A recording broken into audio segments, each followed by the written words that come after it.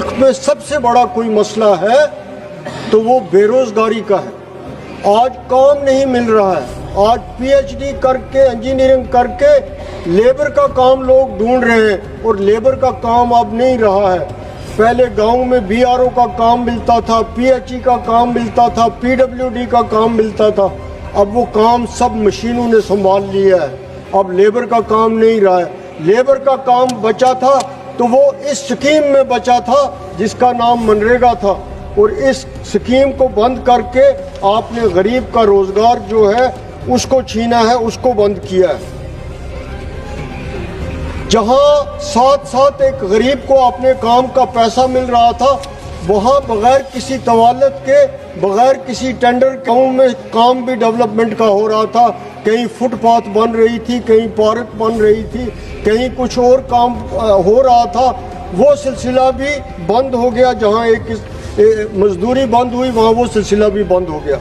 इसी तरह मैं एक और चीज़ कहूँगा कि जो आपने कहा कि 40% अब स्टेट्स दे देंगी या हमारी यूटी में 10% दे देंगी, तो ये हो गया इस स्कीम को और ज़्यादा डिफंक्ट करना। स्टेट्स का हाल आपको आगे ही पता है। यूटीज़ के पास मुलाजमों को तनख्वाह देने के लिए पैसा नहीं है। ठेकेदारों की बिल वहाँ पड़ी हुई है।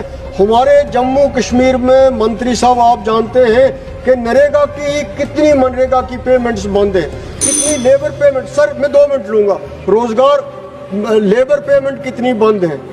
लोगों करोड़ों रुपए वहाँ लोगों के बकाया हैं। लोग हर दरवाजे पर होते हैं, हर मेंबर पार्लियामेंट के पास होते हैं।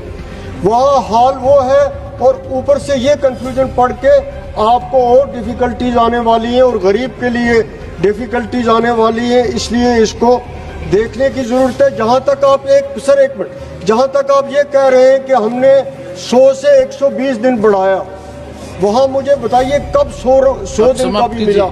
अगर एवरेज पिछली इस प्रोग्राम की आप देखेंगे तो कभी भी 60 या 80 दिन से ज़्यादा ये काम लोगों को नहीं मिला।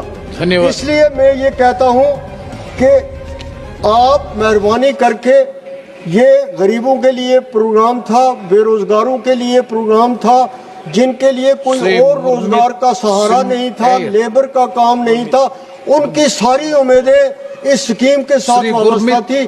मेरी आपसे ये अपील है कि आप इस कानून को वापस कीजिए। ये एंटी पोअर है। अनंतनाग राजौरी लोकसभा कॉन्स्टिट्यूंसी से एमपी मियां अल्ताफ अहमद ने पार्लियामेंट में अनएम्प्लॉयमेंट का सीरियस इशू उठाया। उन्होंने कहा कि जम्मू एंड कश्मीर के यूथ, खासकर एजुकेटेड नौजवान, बेरोजगारी से बुरी तरह परेशान हैं। उन्होंने सरकार से डिमांड की कि रोजगार के मौके बढ़ाए जाएं, रिक्रूटमेंट प्रोसेसेस फास्ट किए जाएं और यूथ के लिए स्पेशल एम्प्लॉयमेंट स्कीम्स लॉन्च की जाएं। उनका कहना था कि अगर अनएम्प्लॉयमेंट पर टाइम रहते ध्यान नहीं दिया गया तो इसका फ्यूचर पर बुरा असर पड़ेगा। मजीद ऐसी अपडेट्स के लिए जुड़े रहे CRF न्यूज़ वेव के साथ। मैं हूँ आपकी मेज़बान अक्सा अशरफ।